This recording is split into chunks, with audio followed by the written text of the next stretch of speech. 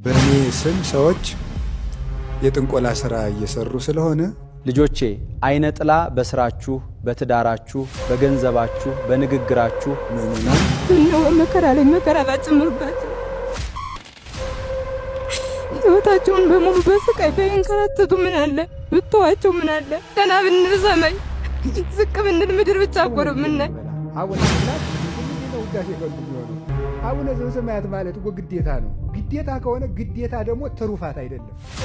ውዳሴ ከንቱ ነው። ሰላም እንደምን አላችሁ የተከበራችሁ የቻናላችን ቤተሰቦች፣ ዛሬም በአዳዲስ ቪዲዮዎች መጥተናል። እንግዲህ በመግቢያው ላይ እንዳያችሁት አንደኛው ቪዲዮ በአባ ገብረ ኪዳን ስም እየተሰሩ ያሉ የመጭበርበሪያ ስራዎች ናቸው። እነዚህም ራሳቸው መልስ ሰጥተዋል። አንደኛው የመጀመሪያው ቪዲዮ ይሄ ነው።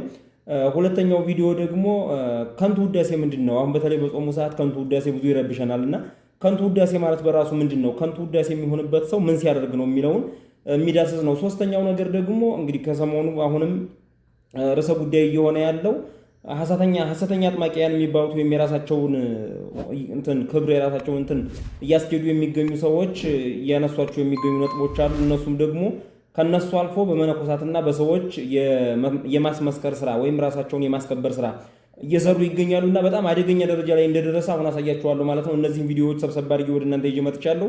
እናንተ ቻናሉን ሰብስክራይብ፣ ቪዲዮውን ላይክ እያደረጋችሁ አብራችሁን ቆዩ። እስኪ ወደ መጀመሪያው ቪዲዮ እናልፋለን። የመጀመሪያው ቪዲዮ እንግዲህ ከከንቱ ውዳሴ ልጀምርላችሁ። ከንቱ ውዳሴ ምንድነው? አሁን እኛ የምናውቀው ስንጾም ሰው ካየን፣ በባዶ እግራችን ለማክፈል ስንሄድ ሰው ካየን፣ ስናከፍል ሰው ካወቀብን፣ ስንጾም ስንጸልይ ሰው ካየን፣ ቤተክርስቲያን ስንመላለስ ሰው ካየን፣ እንደዚህ አይነት ነገሮች ላይ ከንቱ ውዳሴ ይሆንብናል እያልን ብዙ እናነሳለን እንናገራለን። እና እስኪ በራሱ ከንቱ ውዳሴ ምንድነው የሚለውን ከርዕሰ ሊቃውንት አባ ገብረ ኪዳን ትምህርት ላይ እናዳምጥና ተመልሰን እንመጣለን ማለት ነው። ወጣቱን ራሱ አቡነ ዘበሰማያት ብሎ የሚበላ ወጣት ካለ ሐረቄሴ በጣም እጨየ ይበሉ እስቲ ይለዋል። እንደዚህ ሲለው አፍሮ ይተዋል። እሱ ግን በክርስቶስ ማፈር የለም። አቅማችን እያዩ ነው ሰዎች ራሱ የሚስቁብን እንጂ አይ እኔ አቡነ ብዬን የምበላ አቡነ መብላት ምንድን ነው ውዳሴ ከንቱ የሚሆነው? አቡነ ዘበሰማያት ማለት እኮ ግዴታ ነው። ግዴታ ከሆነ ግዴታ ደግሞ ትሩፋት አይደለም። ውዳሴ ከንቱ የሚሆነው ትሩፋትም። እኔ ሌሊት ተኝቻ አድርጊ አውቶቡስ ውስጥ ፍካሬ ዘጻድቃን ወዛጣን ብል ቁም ነገርም አይሰጠኝም። ጸሎት የማቋረጥ እንጂ ትዝ የሚለኝ የዘወትር ጸሎት ጸልይኩና አባ ቅዱሱ ጓጓ። ይህ እኮ ግዴታችን ነው። ውዳሴ ከንቱ የሚሆነው ትሩፋት ስንሰራ ነው። ከታዘዝ ነው በላይ ስንሰራ ነው። ስጋ ወደሙ መቀበል ውዳሴ ከንቱ አይደለም። ማስቀደስ ውዳሴ ከንቱ አይደለም። አብይ ጾምን እኔ የምጾመው እስከ 11 ሰዓት ነው። ይሄ ውዳሴ ከንቱ አይደለም። እኔ በ9 ነው የምበላ። አሴ እኮ የግዴታ ጾም ነው። ስታከፍል ትሩፋት ስትሰራ ነው። የት አብይ ጾምን ጾማለሁ እኔ መብላት ፈልጋለሁ ብላ፣ ካመመህ ብላ፣ አይዞ ብላ፣ እንዲሁም እኔ እምበላለሁ ብሎ ማባላት ይቻላል። ኧረ እንዳትበሉ እናንተ። ችግር እኮ ነው ማለቴ። ምን ማለቴ ነው? ለፍቅር ተብሎ ይበላል ማለት ነው። ለፍቅር ተብሎ አሁን ለምሳሌ ስንቅ የሌለው ሰው መንገድ የሚሆን በልተሄድ ወይም ቋጥር ወይም እንዲበል ወይም አሙሃል ብላ ስንለው እምቢ አልበላም ሲሉ ጾምን ይሆንብኛል እኔም ስበላ ብለን ለታመመው ወንድማችን ብንበላ ነውር የለው። ለሰው ብለን ሰውን ለማዳን ብለን ከሆነ ለመርዳት ከሆነ ስለዚህ ውዳሴ ከንቱ የማይሆነውን ሁሉ ውዳሴ ከንቱ መርከብ መስራት ውዳሴ ከንቱ አይደለም። እንደሰማችሁት ከንቱ ውዳሴ እስከ 9 ብንጾም ቤተክርስቲያን ዘወትር ብንሄድ ነጠላ ለብሰን ብንታይ ጸሎት ብናደርግ የትኛውም ነገር ቤተክርስቲያን እየሄድን እየገባን እየወጣን ነገሮችን ማድረግ የሚገባንን ነገር ብናደርግ ከንቱ ውዳሴ አይሆንም። ከንቱ ውዳሴ የሚሆነው አትርፈን ስንሰራ። ለምሳሌ በዚህ ጾም የእመቤታችን ጾም ላይ አይደል ያለ ነው፣ ጾመ ፍልሰታ ላይ ነን ያለ ነው እና በዚህ ጾም እስከ 9 ሰዓት መጾም ከንቱ ውዳሴ አይሆንም። ነገር ግን አሁን ለምሳሌ አንድ ሰው አትርፎ የሚጾም ሰው ቢኖር ለምሳሌ የእመቤታችን ፍቅር ያደረበት ወይም ደግሞ ከፍ ላድርግ ብሎ የሚያስብ በጣም ፍቅሩ የጨመረለት ሰው ሰኞ በልቼ እሮብ ነው የምበላው ቢል ለምሳሌ አትርፎ ቢያከፍል ማለት ነው። ፍቅሩ ያደረበት ነው ያልኩት፣ እንደ ህግ አይደለም የተናገርኩት። እንዲህ አይነቱ ሰው እንዲታወቅበት ጥሩ አይደለም፣ መታወቅ የለበትም፣ ለሰው እንዲሰማ መሆን የለበትም። ከንቱ ውዳሴ ያመጣበታል። ይሄ ሰውዬ ምን እያደረገ ነው ያለው? ወይም ሴት ምን እያደረገች ነው ያለችው? ከህጉ አትርፋ እየሰራች ነው። በህጉ የሚራመድ በህጉ የሚንቀሳቀስ ሰው ግን ምንድን ነው? በፍጹም ከንቱ ውዳሴ አይሆንበትም። ከንቱ ውዳሴ አይሆንበትም። በቃ በነገራችን ላይ የነገሯችሁ በሙሉ ያሁን የሰማነው በሙሉ እነዚህ በጣም ወሳኝ ነገሮች ስለሆኑ መጨመርም አያስፈልግም። በዚህ ልክ ነው ማለት ነው። ወደ ቀጣዩ ቪዲዮአችን እንሄዳለን። ቀጣዩ ቪዲዮአችን እዚህ በጸበል ቦታዎች ምናምን አካባቢ ሐሰተኛ አጥማቂዎች ምናምን የሚባሉት በፊት በራሳቸው ይናገሩ ነበር፣ ኋላ በሰው ያስመሰክሩ ነበር። አሁን ደግሞ የገዳም መነኮሳትን እያስነሱ መናገር ጀምረዋል። የገዳም መነኮሳትን አስነስተው መስክሩልኝ፣ ተናገሩልኝ፣ እንዲህ እያሉ ነው እያሉ እያስለቀሱ ጭምር እያስናገሩ ነው ያሉትና እስኪ እናዳምጥና ተመልሰን እንመጣለን ማለት ነው። ምነው በመከራ ላይ መከራ ባጨምሩባቸው ሕይወታቸውን በሙሉ በስቃይ በእንከራተቱ ምን አለ ብትዋቸው፣ ምን አለ ቀና ብንል ሰማይ፣ ዝቅ ብንል ምድር ብቻ እኮ ነው የምናይ። 2 ዓመት ሙሉ ተሰደው ሲኖር እኮ ምን ጎደላችሁ? ልብስ ነው ያለቀባችሁ? ምግብ ነው የጎደላችሁ ብሎ መጥቶ የጠየቀናል።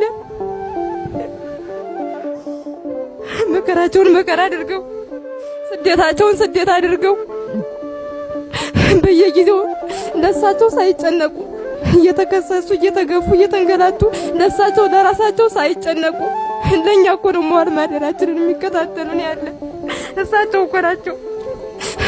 እንባቸውን እያበሱ መከራቸውን አንገታቸውን ደፍተው እየቻሉ እኮ ለኛ ነው የሚጨነቁ። እስካሁን እኮ 2 ዓመት ስንኖር ምግብ ጎደላችሁ፣ ልብስ ጎደላችሁ ብሎ እኮ የጠየቀን የለም። ኑሯችሁስ እንዴት ነው ብሎ የጠየቀን የለም። ሰላማችንን የጠየቀ የለም። ነገር ግን እናንተ የምታስቡት አባታችን እንዲወጡ እንዲቀሩ፣ እኛ ገዳማውያን ከገዳማችን ወጣን እንድንሰደድ፣ እንደውም ሃይማኖታችንን እንድንርቅ ከሃይማኖታችን እንድንወጣ ነው እናንተ የምትደፉ። ምን አደረግናችሁ? ድንበር አልገፋናችሁ። የኖርነው ጫካ ነው። የውም ከሽፍታ ቦታ በነበረው አባታችን አቅንተው ገዳም አድርገው በጠበቁት የሚያገናኘን የለ። ከተማውን አላስንባችሁ፣ ምግባችሁን አልቀማናችሁ። ጫካ ወድቀን አባታችን ተስፋ አድርገን የምንኖር እሳቸውም ታሪክ እየሰሩ እየኖሩ ምንድነው ያደረግናችሁ ብታውና አባታችን ጋር ብንኖር ምነው ቤተክርስቲያኑ ተመርቆ ሐሳባቸው ተሟልቶ ቢደርሱልን ለኛ በረሃ ለወደቅ ነው። አይን ለምን በጣም አደገኛ ጉዳይ ነው። ቪዲዮ የቆየ ይሁን አዲስ ይሁን እንጃ። በርግጥ የቆየም ሊሆን ይችላል አዲስም ሊሆን ይችላል።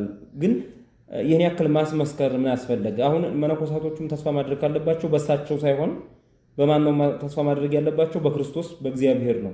እሳቸውንም ሰጠን ብለው እሳቸውም ኖሩልን ብለው ካሰቡ እሳቸውን የሰጣቸው እግዚአብሔር ነው፣ በእነሱኛ ማለት ነው። እና ደግሞ በእንዲህ አይነት ደረጃ አሁን እዚህ ደረጃ ድረስ መነኮሳትን እስከ ማስመስከር መነኮሳት እስኪናገሩ ደረጃ መድረስ በጣም ከባድ ነው። ሃይማኖታችንን እስክንተው ድረስ ነው ወይ የምትፈልጉት? ሃይማኖታችንን እንድንተው ሃይማኖታችንን እንድንወጣ ነው ወይ የምትፈልጉት? እስከማለት ይሄ ከባድ ደረጃ ነው። በነገራችን የሰው ተከታይነት ወይም ደግሞ ሰው መከተል የመጨረሻው ጉዳዩ ይሄ ነው። ሰዎችን እግር በእግር እየተከተሉ ማሳደድ ማለት ነው። ወይም መከተል ይሄ ነው ችግሩ። በቃ የዛ ሰው የደጋፊ እስከሆናችሁ ምክንያት አትጠይቁም፣ እውነት አትጠይቁም።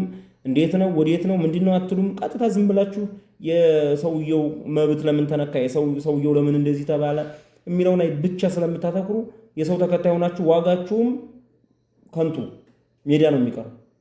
ይሄን ያህል መነኮሳት ካሉ ይሄን ያክል እንትን ካለ ለምን ነው በኢትዮጵያ ኦርቶዶክስ ተዋሕዶ ቤተክርስቲያን ስር አባቶችን ይቅር ብሎ መቼም ከፓትርያርኩ የሚበልጥ ሰው የለም። ምን መነኩሴ ቢሆን ምን የበቃ ቢሆን ከፓትርያርኩ አይበልጥም። በፓትርያርኩ ስር ነው የሚሆነው፣ በሀገረ ስብከቱ ስር ነው የሚሆነው፣ ከዛ ስለማይበልጥ ማለት ነው። ስለዚህ ይህን ያክል ሰው ደንፍቶ ተነስቶ ምስክርነት እንዲሰጡለት ማድረግ ተመልከቱት፣ የመጨረሻ የውድቀት ደረጃ ላይ ተደርሷል ማለት ነው። ሰውየውም መነኮሳቶቹም አደጋ ላይ ነው ያሉት። ነገ ምንድነው ዋስትናቸው? እነዚህ ሰዎች ወጥተው ሊሄዱ ይችላሉ፣ ሊጠፉ ይችላሉ። ምክንያቱም እነዚህ ሰዎች እየተከተሉ ያሉት እነሱ የሚሉትን ሰው ነው፣ እነሱ የሚሉትን ሰው እንጂ እግዚአብሔርን በረከት ለማግኘት ረድኤቱን ለማግኘት ምናምን እያደረጉ አይደለም ያሉት። እየተከተሉ ያሉት ሰውየውን ነው። እየተከተሉ ያሉት መጨረሻው እንግዲህ መግቢያቸው ወዴት ነው? ሰውየው ጋራ ነው ማለት ነው። ሰውየው ጋራ ነው። ስለዚህ በጣም ትንሽ ከበድ የሚል ነገር ነው እና ሰውን መከተል አቁሙ፣ ራሳችሁን መርምሩ፣ መከተል ያለባችሁን ወቁ፣ ወዴት እንዴት ምን ማድረግ እንዳለባችሁ ተረዱ የሚባለው ለዛ ነው። አንድን ሰው በጭፍን ደግፋችሁ ከሄዳችሁ ከራሳችሁም ርቃችሁ ከእግዚአብሔርም ተለይታችሁ ሰውየው እኮ መንግስተ ሰማያት አያስገባችሁ፣ ገነት አያወርሳችሁም። ስለዚህ በዚህ ደረጃ እንድንረዳ ነው።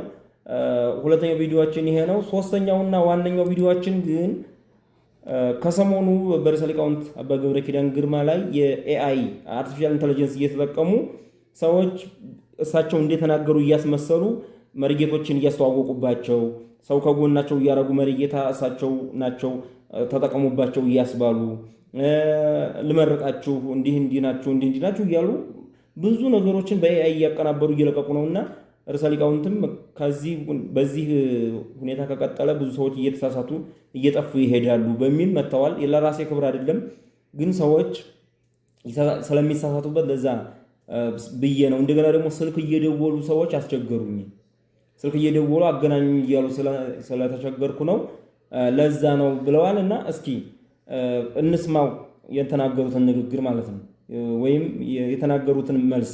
በእኔ ስም ሰዎች የጥንቆላ ስራ እየሰሩ ስለሆነ ልጆቼ አይነ ጥላ በስራችሁ፣ በትዳራችሁ፣ በገንዘባችሁ፣ በንግግራችሁ ምዕመናን ግልጽ ማድረግ አለብኝ ብዬ አሰብኩ። መተት እንደተላከብን እንዴት እናውቃለን? መተት የተላከበት ሰው እያሉ እኔ ያላልኩትን ኤአይ የሚባል ቴክኖሎጂ አለ። ደግሞ እሱ ብቻ አይደለም፣ ልጆቼ ኑ ልመርቃችሁ እያስባሉ እኔ ማንንም ኑ ልመርቃችሁ አላልኩም። በጣም የሚያስቅ ነገር ነው የሚያደርጉት። ደግሞ ጭራሽ ምን እያደረጉ ነው? የሆኑ ሰውዬ ከኔ ጎን አቁመው ከጎን የምታዩቸው አባት መርጌታ የባህል ሐኪም ናቸው። እጅግ በጣም የብዙ ሰዎች ችግር በባህላዊ ጥበብ እየፈወሱ እየሰሩ ናቸው። እንዲያው ከፈጣሪ በታች ፈውስን ይሰጧቸዋልና በማቀናበር ማለት ነውና በጣም ትጠቀሙበታላችሁ፣ እድላችሁን ያቀኑላችኋል እያሉ እኔን እያናገሩ ስውሯ ማርያም ሂዱ፣ ስውሯ ማርያም የተመኛችሁትን ሁሉ ታሳካላችሁ፣ መከራን ሐዘንን አታሳያችሁ። እኔ ስውሯ ማርያምን አላውቃትም። እንግዲህ ገዳም ከሆነች ሰው ይሂድ፣ እኔ ግን ስውሯ ማርያም ሂዱ ምናምን ሂዱ አላልኩ። አንዳንድ ጊዜ ያስለቅሱኛል። እና በጣም የሚያስደንቀው ግን ምንድን ነው 2-3 ሰዎች ምዕመናን መርጌታን አገናኙኝ እያሉ መደወላቸው ነው። እንዲያው መርጌታን ብታገናኙን እድላችን እንዲቃና እንዲያው አባ መግለጫ ስለሰጡባቸው እኔን ጥሩ መርጌታ አዋቂውን እንዲያው ብታገናኙን እያሉ ጭራሽ በጉባኤ ቤቱ ስልክ እየተደወለ ነው ማለት ነው።